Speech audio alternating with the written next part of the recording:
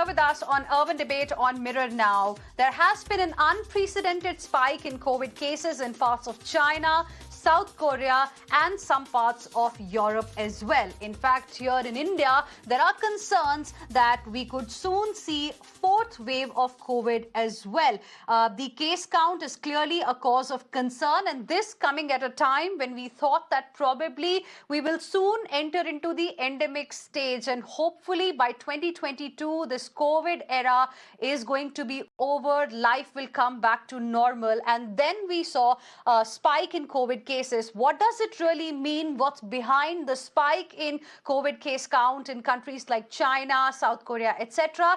Let's understand from Dr. Margaret Harris, WHO Spokesperson, joining us on Urban Debate this evening. Dr. Margaret Harris, thank you very much for joining us here on Urban Debate on Mirror Now. Good to have you on the show today. Firstly, I want to understand from you, what is your assessment? What is the reason behind spike in COVID cases in some countries that we are witnessing right now?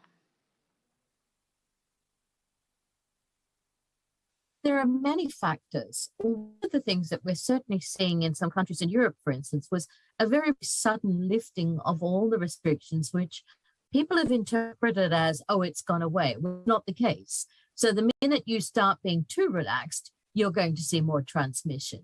But in other countries, we're seeing that you may have groups of people who are either not vaccinated or have not had any other exposure to the virus. They've not been infected before.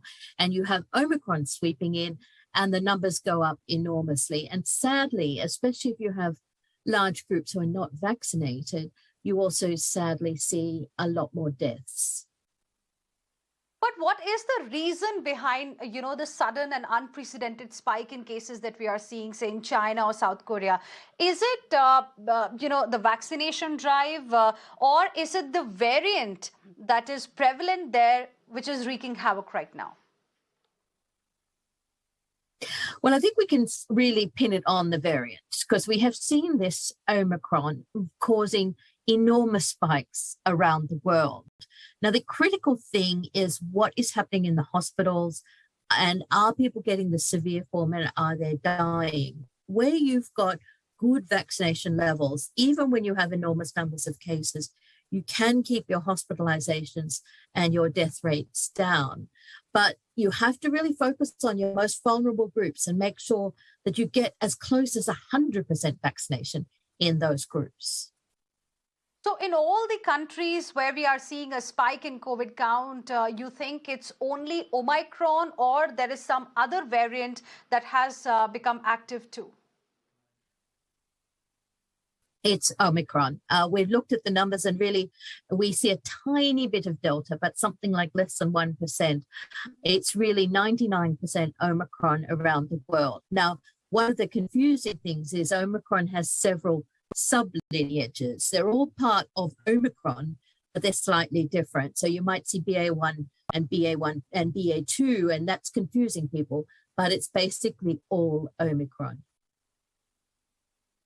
So is this subvariant or sublineage of Omicron that you're talking about more dangerous than Delta? So we're certainly seeing that all forms of Omicron have been more transmissible than any of the previous variants. And we are seeing the sublineage BA2, which is even more transmissible. So again, that's why we're seeing it moving through populations very, very rapidly, and why you have to take the measures seriously if you don't want to be infected. You have to be vaccinated, make sure you wear the mask when you're in crowded spaces, be really serious about good ventilation. We have to take these measures seriously and continue to do them properly. Do you think this has the potential to trigger fourth wave of COVID in a country like India? Certainly, any country is still vulnerable to Omicron. We have seen that, in fact, people who have been previously infected with other variants, such as Delta, can be reinfected with Omicron. So that is why we are saying to all countries, test, keep on, so that you know when the things arrived, and so that you can also do the genetic sequencing, so we can really track what's in your population and what's likely to cause trouble. Our vaccination rate clearly has been going up. Vaccination drive has also accelerated over the last few months. Specifically, any specific advice for India given the current situation in some countries? Certainly, I have not got a specific study for India, but the advice for India is that for any large population is really make sure your most vulnerable groups, and that's your healthcare workers, because they're the ones who are most often exposed, and they're also the ones we need to keep us going. And your older people, so anybody over 60, your people who are, but particularly the over 70s and the over 80s, and people who've got underlying conditions, so heart disease, other things, obesity. These things can increase your risk of severe disease. People in all those categories really look at how well vaccinated they are and have a consideration of whether you need to give the extra dose. One more question I have on the situation in China and South Korea specifically. Is it because, the countries are testing more and hence more cases are being detected? So, yeah, one of the reasons you look at booster shots is several factors. Again, when did you have your primary series? Is it now quite a long time away? So is your immunity waning? What is your supply like? And critically also, have you really ensured that your most vulnerable groups have got their primary series? So these are decisions, and I know that you've got fantastic public health authorities, and they will be looking at this very seriously. But these are the factors you take into account when you're looking at whether or not you provide those booster shots. Dr. Harris, how concerned is World Health Organization about the recent spike that we are seeing in these countries? How alarming is the situation in your view? So when we want to understand whether or not large numbers of cases are a result of testing or whether they really reflect what's going in population, we look at something called the percent positive. So we'd like to see that of all the testing done, less than 5% are positive. That tells us that you're really going out there, you're really looking, and you're likely to be finding most of what's out there. But when we look at countries when, say, the percent positive says is something as high as 40%, we're like, well, you're really only testing people who are sick. You're not getting all the people that are really genuinely having it. So there are different ways of assessing it. But indeed, if you're not testing, then you won't have cases, so that you won't be reporting cases. And we are concerned that sometimes in some countries we're seeing a drop in numbers of reported cases. This may well be down to a drop in testing. Dr. Harris, some experts here in India also have started saying that soon COVID will enter the endemic stage. Is it true? We're certainly concerned about the rise in case numbers around the world because, as I said, in some parts of the world, it indicates that people had decided for themselves that there was no longer something to be concerned about. And sadly, not only is there a reason to be concerned, but people are still losing their loved ones. We've still got the hospitals full of people who are very, very sick. So yes, WHO is very concerned wherever we're seeing big waves of this virus being transmitted through communities. In your view, should the world start preparing itself for more variants? And, because several statements are coming that very soon it's going to be over. But on the other hand, the spike is being seen in different countries.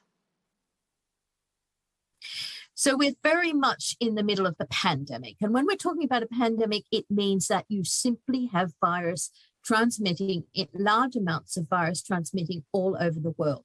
What endemic means is you've got virus, you might have a large amount of it happening in your community or in your population, but it's the same amount each year.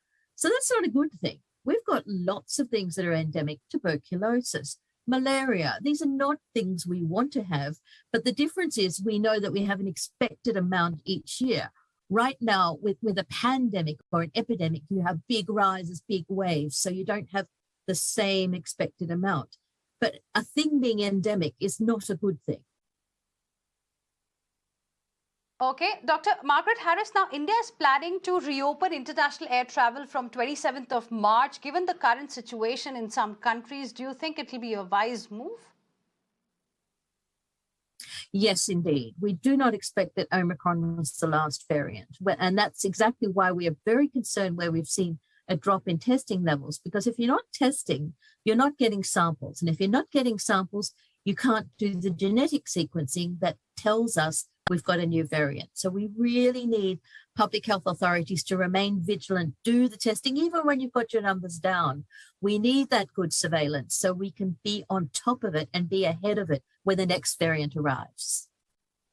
So we have never said that you should have travel restrictions. We always say when you're traveling, be aware of whether you're going from one country with high levels of transmission to another country with low levels of transmission, and understand whether or not it's likely that the virus will come, and look at your testing procedures.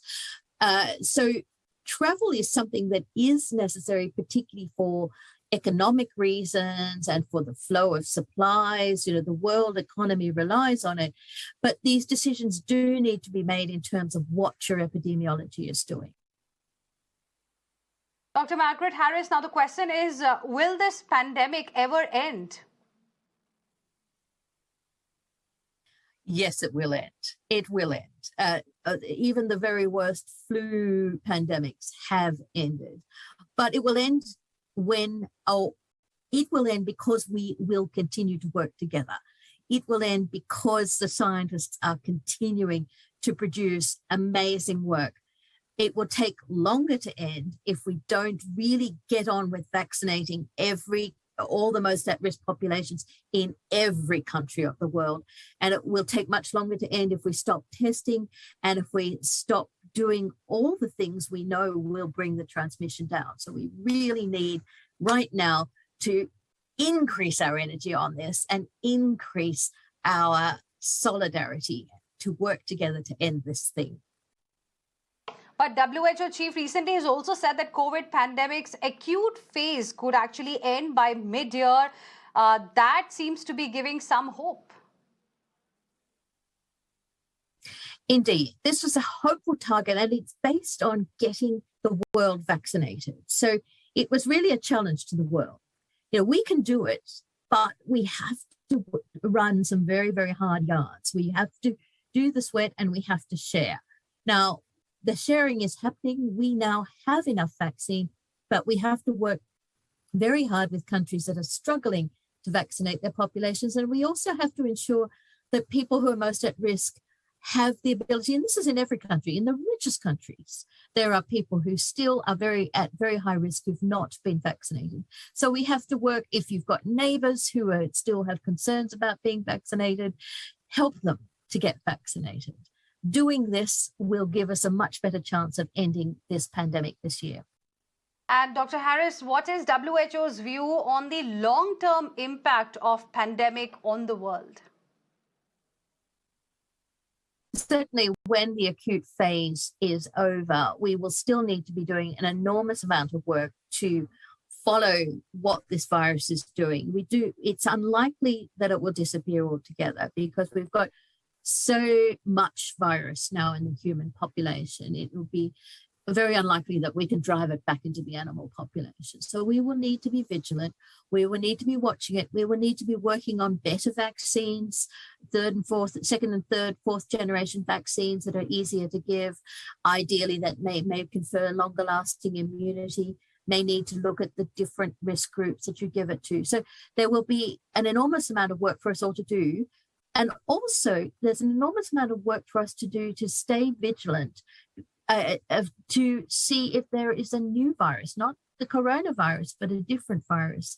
We let our guard down as a world, even though we as WHO had been saying we needed to be much more prepared. We had the international treaties, but there was not investment, there was not commitment. Now we as a world really need to commit to preparing in between the pandemics so that the next one is nothing like as bad as this one. All right. Dr. Margaret Harris, thank you very much for joining us here on Urban Debate on Mirror Now this evening. Thank you for speaking with us. I wish you all the very best of health.